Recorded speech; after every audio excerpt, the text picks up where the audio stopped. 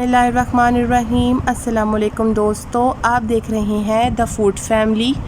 आज मैं बनाने जा रही हूँ हम सब का फेवरेट मटर गोश्त का सालन। ये बहुत ही मज़े का बनता है और बनाना बहुत ही इजी है। तो आइए मटर गोश्त का सालन बनाना शुरू करते हैं।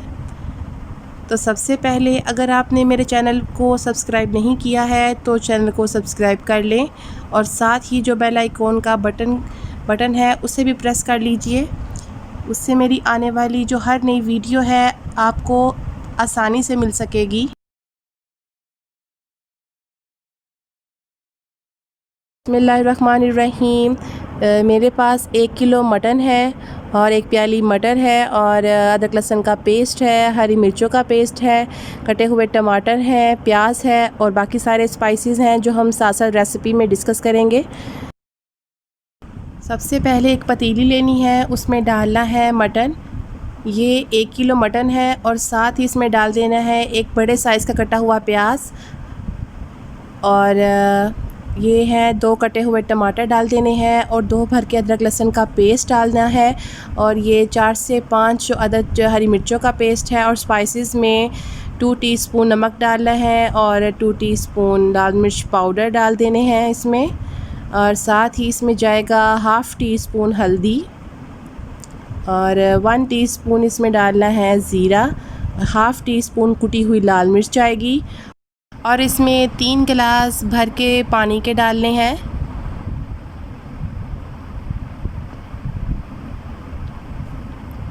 पहले इसे मिक्स कर लेते हैं।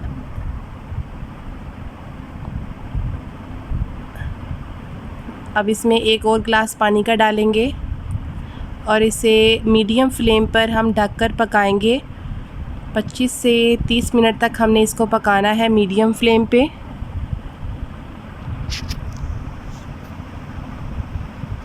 आधा घंटा हो चुका है, अब हम चेक कर लेते हैं।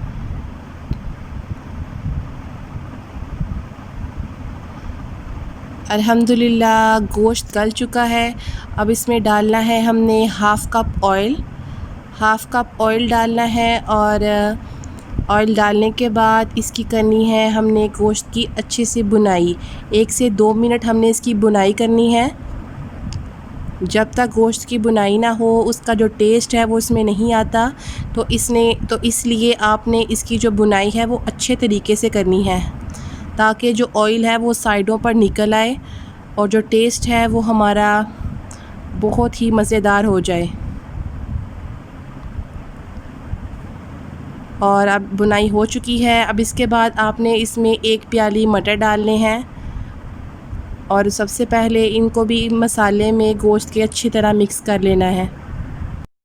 अब ये मिक्स हो चुके हैं और इसमें डालना है 1 टीस्पून सूखा धनिया पाउडर और हाफ़ टी स्पून पिसा हुआ गरम मसाला पाउडर, ये डाल देने हैं और इसमें डालना है 1.5 गिलास पानी।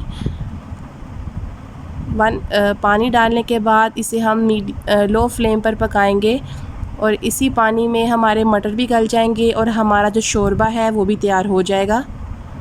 आपने इसे 10 मिनट तक लो फ्लेम पे पकाना है।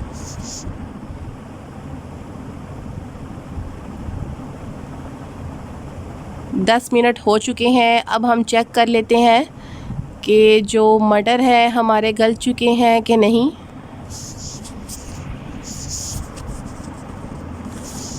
आप देख सकते हैं ये दोस्तों मटर जो है वो अब गल चुके हैं और जो सालन है मटर गोश्त का वो भी बनकर अब तैयार है। अब इसे हम डिश आउट कर लेंगे। बिस्मिल्लाहिर्रहमानिर्रहीम। खुशबुएं लाजवाब आ रही हैं और दिखने में भी बहुत ही मज़ेदार लग रहा है ये सालन।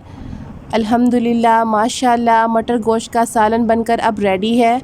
आप देख सकते हैं कि ये कितना लजीज लग रहा है। अगर आपको भी ये वीडियो अच्छी लगी है तो वीडियो को लाइक कीजिए, शेयर कीजिए और मेरी इस रेसिपी को घर पर ज़रूर ट्राई कीजिएगा। अपने लिए बनाइए, दूसरों के लिए बनाइए।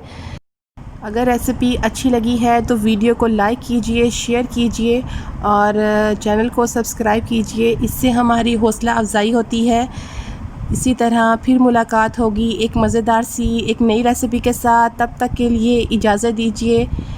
खुश रहिए, आबाद रहिए। ओके, अल्लाह हाफ़िज़।